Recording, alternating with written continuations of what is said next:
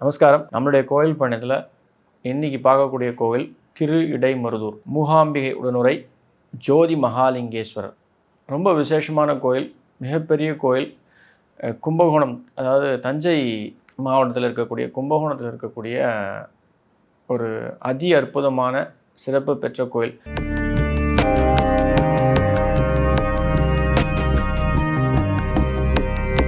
ரகசிய உண்மை நேயர்கள் அனைவருக்கும் என்னுடைய அன்பான வணக்கங்கள், வாழ்த்துக்கள். அடியார்கள் வாழ, ரங்கன் நகர் வாழ, சிறகோப்பந்தன் தமிழ் நூல் வாழ, கடல் சூழ்ந்த மண்ணுலகம் வாழ, மணவாள மாமுனியே இன்னும் ஒரு நூற்றாண்டு. நமக்கு திரு இடைமருதூர் அப்படின்னு நம்ம சொன்னோம்னாலே ஃபஸ்ட்டு நமக்கு ஞாபகம் வருது இந்த கோயிலில் பிரம்மஹத்தி தோஷத்துக்காக பல சிறப்பு யாகங்கள் உண்டு, சிறப்பு பரிகாரங்கள் உண்டு. இதுதான் ஞாபகம் வரும். ஆனால் அதற்கெல்லாம் அப்பாற்பட்டு இந்த கோயில் ஒரு தலை சிறந்த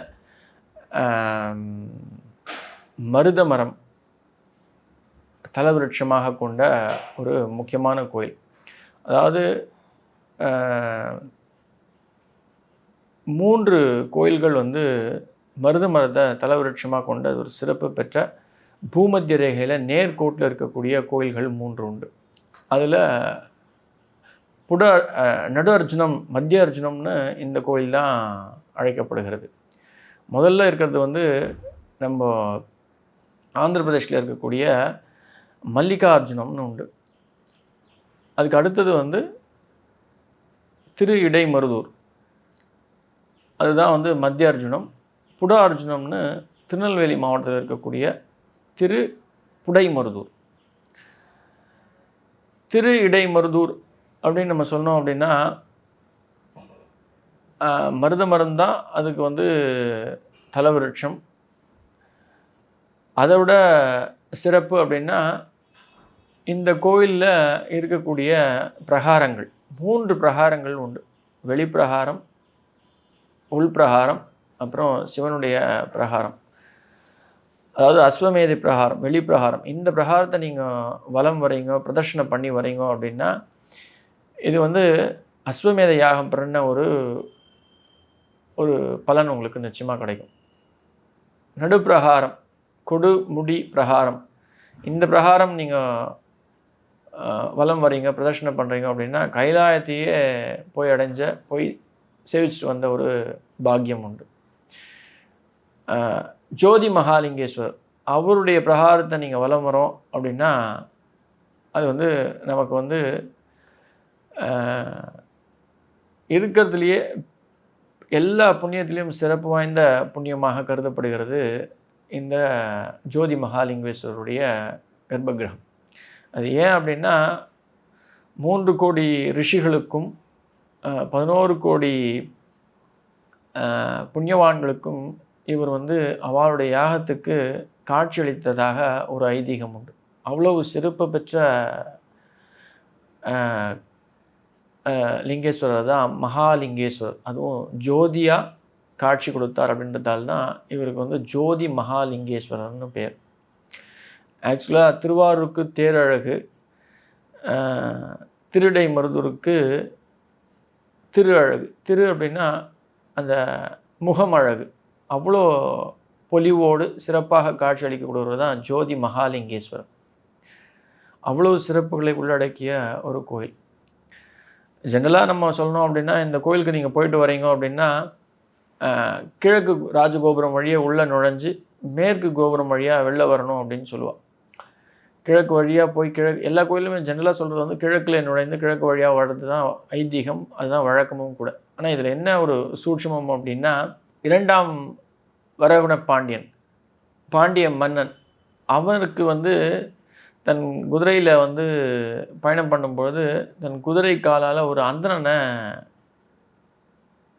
உதச்சி அந்த அந்தணன் தன்னுடைய உயிரை விட்டு விடுவார். அதனால் அவருக்கு அந்த சாபம்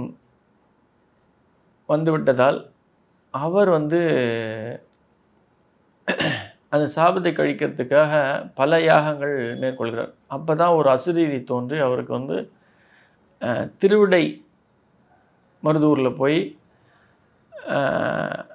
இந்த பிரம்மஹத்தி தோஷத்தை கழிக்கிறதுக்கு நீங்கள் யாகம் பண்ணுங்க அப்படின்னு சொல்லும்பொழுது அவரால் உள்ளே போக முடியாது. அது ஏன் அப்படின்னா, கிழக்கு நோக்கிய கோபுரத்தில் தான் அந்த அந்தணனுடைய ஆவி இன்னும் இன்றைக்கும் இருக்கிறதா ஒரு ஐதீகம் உண்டு. ஆகையால் யார் வழிபாடு பண்ண போனாலும் இந்த கோயிலுக்கு கிழக்கு நோக்கி போய் மேற்கு நோக்கி வந்துடுறது தான் ஒரு ஐதீகம். இந்த வரகுண பாண்டியன் இந்த சோழ நாட்டில் இருந்த இந்த திரு இடை மருதூர் அந்த கோயிலுக்கு சென்று தான் தன்னுடைய பிரம்மஹத்தி தோஷத்தை கழித்ததாக ஒரு ஐதீகம். பிரம்மஹத்தி தோஷம் அப்படின்றது வந்து கோயிலுக்கு கஷ்டங்கள் கொடுக்கறது, கோயிலில் வழிபாடு செய்வர்களுக்கு, கோயிலில் பூஜை புனஸ்காரம் செய்வர்களுக்கு, அந்தணர்களுக்கு, பெண்களை ஏமாற்றுபவர்களுக்கு, அவர்கள் எல்லாருக்குமே அவர்களுடைய ஜாதகத்தை பார்த்தா அந்த பிரம்மஹத்தி தோஷம் அப்படின்றத நமக்கு தெரிஞ்சிடும். இந்த கோயிலே நீங்கள் இந்த ஊரே ஜென்ரலாக நீங்கள் பார்த்தீங்க அப்படின்னா நம்மளுடைய ஜாதக கட்டம் மாதிரி தான் 12 கட்டங்களாக அழகாக பிரிக்கப்பட்டிருக்கும். அதனால தான் இந்த கோயிலுக்கு வந்து திரு அழகுன்னு சொல்லுவோம். நான் ஏற்கனவே சொன்ன மாதிரி திரு அப்படின்றது இந்த கோயிலுடைய இந்த அமைப்பு, அந்த முகம் அவ்வளோ சிறப்பாக இருக்கக்கூடியது தான் இந்த கோயிலுடைய அமைப்பு. பிரம்மஹத்தி தோஷம் அப்படின்றத நீங்கணுன்னா இன்றைக்கி நிறைய வழிபாடு முறைகள் உண்டு. இந்த கோயிலுக்கு நீங்கள் வழிபடுறீங்க போய் வழிபாட்டு செய்கிறீங்க அப்படின்னா, அதாவது எப்படி அப்படின்னும் பொழுது இந்த கோயிலுடைய புஷ்கரணி, அந்த கோயில் தீர்த்தத்தில் போய் குளத்தில் போய் காலையில் தீர்த்தாம்பாடிட்டு குளிச்சுட்டு உங்களுக்கு உரிய நட்சத்திரத்திற்குரிய லிங்கம், இங்கே 27 நட்சத்திரத்திற்கும் லிங்கம் உண்டு. அந்த லிங்கத்தை வழிபட்டு சேவித்து அந்த பூஜை புனஸ்காரம் பண்ணி ஈஸ்வரனை, அதாவது ஜோதி மகாலிங்கேஸ்வரரை நீங்கள் வழிபட்டு வரீங்க அப்படின்னா நிச்சயமாக எப்பேற்பட்ட தோஷமாக இருந்தாலும் இந்த கோயிலுக்கு நீங்கள் போய் வழிபடுறீங்க அப்படின்னா உங்களுக்கு நிவர்த்தி அப்படின்றது நிச்சயமாக ஏற்படும். அதனால தான் இந்த கோயிலுக்கு ஒரு தனி சிறப்பே உண்டு.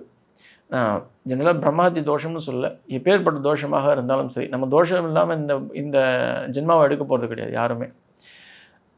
ஏதாவது ஒரு தோஷம் இருக்கும்.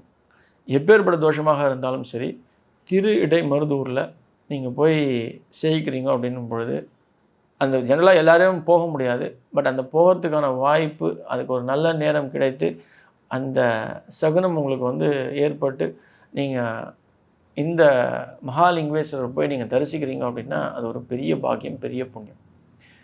அங்கே உங்களுடைய காலடி எடுத்து வச்சிட்டிங்க அப்படின்னாலே அந்த தோஷங்கள் எல்லாமே உங்களை விட்டு விலகும் அப்படின்றது தான் ஐதீகம். இந்த கோயிலில் சீர்காழியுடைய பைரவரே இருக்கிறதாகவும், அதே போல் திருவாரூர் சோமாஸ்கந்தர் அவருக்கு தனி சன்னதியும் உண்டு. இந்த சுற்று வட்டாரத்தில், இந்த கோயிலுடைய சுற்று வட்டாரத்தில் இருக்கக்கூடிய பிரம்மாண்ட கோயில்களுடைய எல்லா சன்னதிகளும் இங்கே வந்து அமைந்திருக்கிறதாகவும் ஒரு ஐதீகம் உண்டு.